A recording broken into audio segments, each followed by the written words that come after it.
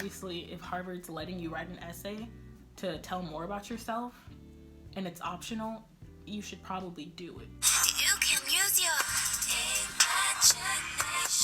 You better use your imagination. Hey, my name's Autumn if you're new and this is your first time watching me on my channel. And today I'm going to be doing a story time on the time I had a interview with Harvard University. So yeah, let's go back to the winter of 2017. That's when I was filling out my college applications and stuff. I did not apply early action for Harvard. I actually did regular decision because when I found out about early decision, it was like literally the day of and I wasn't ready to complete the application.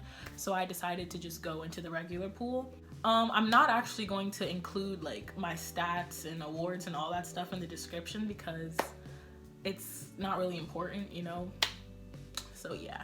Disclaimer, this isn't gonna be like a video telling you how to get into Harvard or any of that stuff. So if that's what you thought this was, you could just click out because it's not. This is really just my experience having an interview with someone from Harvard University, nothing more, nothing less.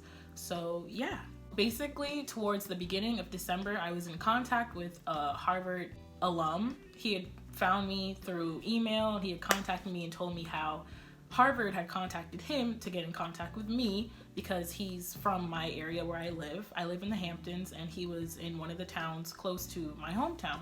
So they connected us, had us meet up at the local Starbucks. Well, that's where we plan to meet up. So yeah, I actually have like screenshots of us corresponding through email. So I can, I guess, include the pictures. I don't know.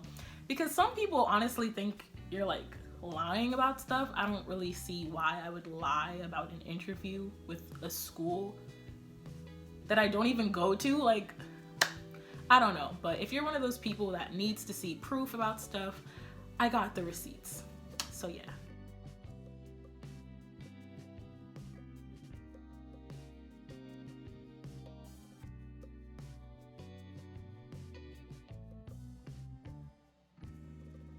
We're gonna call him Mr. Y because I don't want to, you know, put all his business out there. But yeah, so Mr. Y basically was from a neighboring town close to my hometown, and literally like everybody knew of him. So when I told people I was going to be having an interview with Mr. Y, everyone was like, oh my god, like I remember him, he was such a great teacher, blah blah blah, like he's gonna love you, just be your authentic self, you know, all that good stuff. It just so happened that my dad actually works at the school that Mr. Y had graduated from.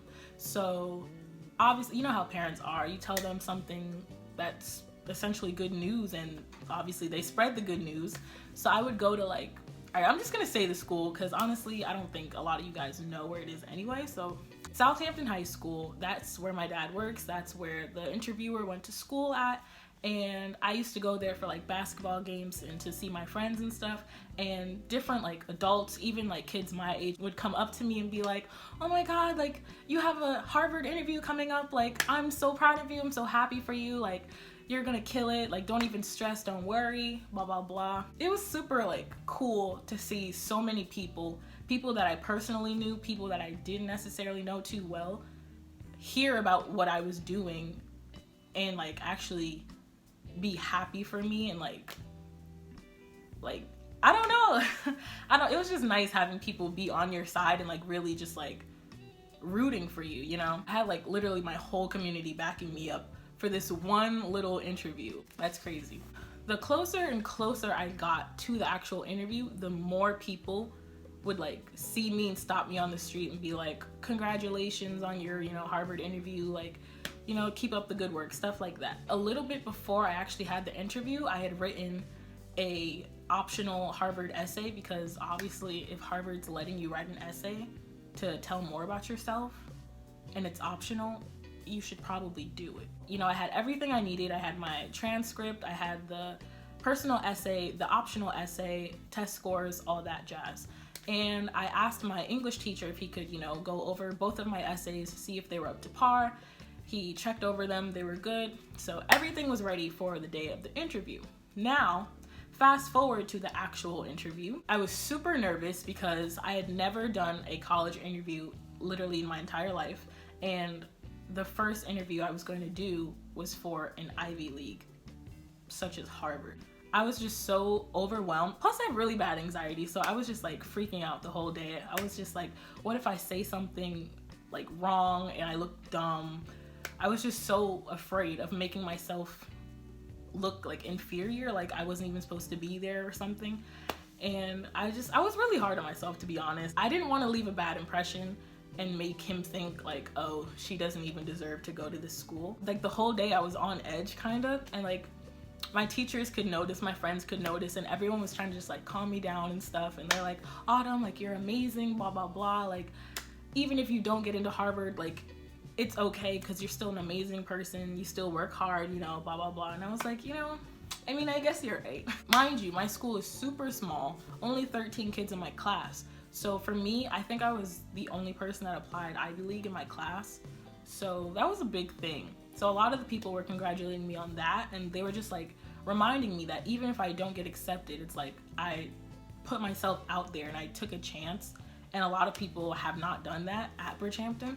So I don't know, it was cool. One of my teachers, his name is Mr. Riley, one of my favorite teachers at Bridgehampton. I love him so much, and he was kind enough to actually drive me to the interview. So this is my school, right? And then this is Starbucks. It's literally like 5 minutes away. But since it was like beginning of December, it was pretty cold, and I was gonna walk there originally, but he was like, no, like you don't have to walk, like I'll take you there in my truck, whatever, like it's fine, like you don't need to walk, you need to get there on time, you need to like just have time to relax, don't even stress about getting there, I got you. The end of the school day comes. Our meeting was supposed to be for 4 o'clock if I remember, so around 3:30 is when my teacher took me to go to Starbucks. And we were just sitting in his car, and he was just like, he was really gassing me up. He was like, you know, you are one of the most intelligent students I've ever come across. Like, you're very articulate. You're just all around amazing, basically. And he was like, I am so proud of you, along with so many other people in Bridgehampton. Like, the students look up to you so much. Even like kids older than you look up to you. And I was just like, wow, thanks. You're really making me feel great. So yeah, he was saying all these really nice things and just trying to like calm me down and just get me ready for the interview. And then he dropped me off at Starbucks. There's like this little section in Starbucks. It's like a really long table, and it's like on a lifted platform. So the rest of the restaurant is like, well, restaurant. The rest of Starbucks is like lower, and then there's this platform that's up. So I'm on the platform, and I have, you know, my little folder with transcript, test scores, all that stuff. I knew that the person I was waiting for my interview, Mr. Y, he was an older man. I kind of assumed it was going to be like late 30s, 40s, maybe even early 50s. I expected him to be white. So, you know, I'm sitting there super anxious. Literally every white male that walked in the door, I was like, oh my God, that's him, that's him. And then they would literally just walk past me, get coffee, and leave. And I was like, oh, that's not him. So I'm just sitting here super like, because it's like I've literally been waiting for this interview for months now, and it's finally here. And this man is literally gonna be walking in any second. Like, I was just so hyped up and just like, oh my God, my emotions were running so wild. Like, y'all just don't even understand. And then finally, this little man, this little cute, adorable old man walks into Starbucks, comes on the platform, and he goes, hi, are you Autumn? And I was like, yes, I'm Autumn Street, nice to meet you. So we shake hands. First he asked, he was like, do you mind if I go get some coffee? And I was like, no, it's fine, it's perfectly fine.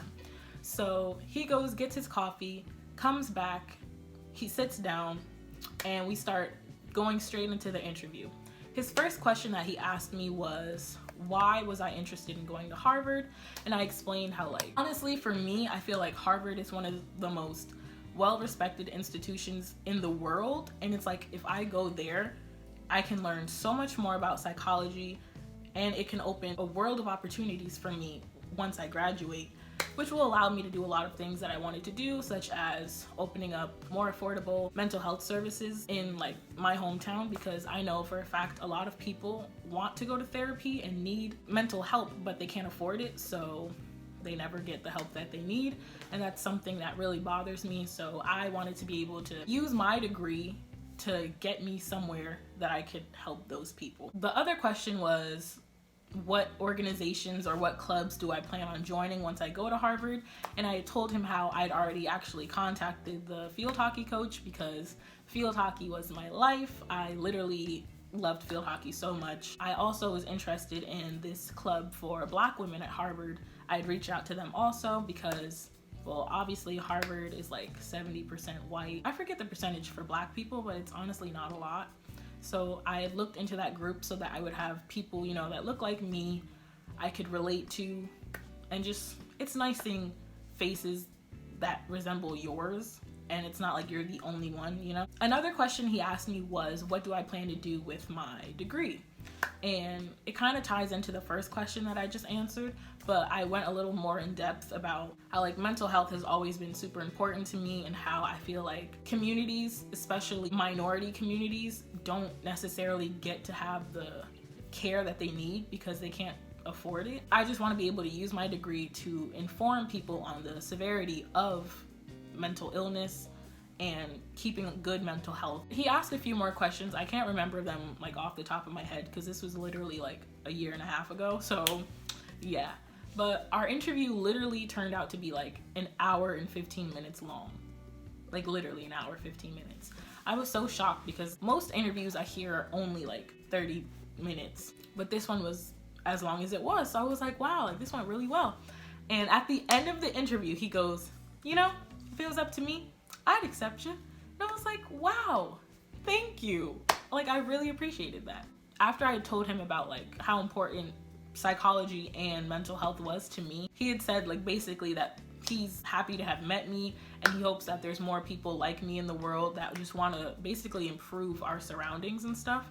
And I appreciated that a lot because it was like, wow, like somebody actually sees that what I'm interested in is important. And that was nice. We eventually parted ways. He went wherever he went. I went back to my school to do some student council work. Obviously the next day, everyone was asking me how the interview went, and I was telling them how like he asked me these questions, I answered them, blah, blah, blah. Our interview was super long and everything just went super well. Like it just flowed. There was no awkward silences. Honestly, nothing went wrong. Like it was the perfect interview. I couldn't have asked for a better interview or a better interviewer. So yeah. Now, unfortunately, I did not get accepted, but you know, it's cool. Like it's fine.